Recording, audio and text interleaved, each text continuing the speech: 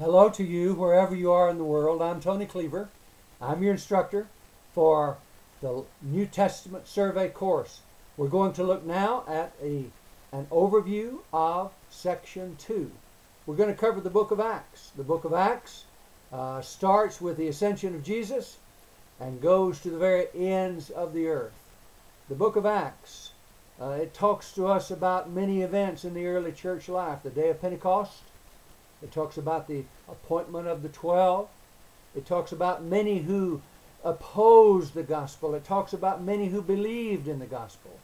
It talks about the church organization, how it's set up. It talks about the missionary journeys of the church. Basically, the gospel spread from Jerusalem to the uttermost part of the world through the very power of the resurrected Christ.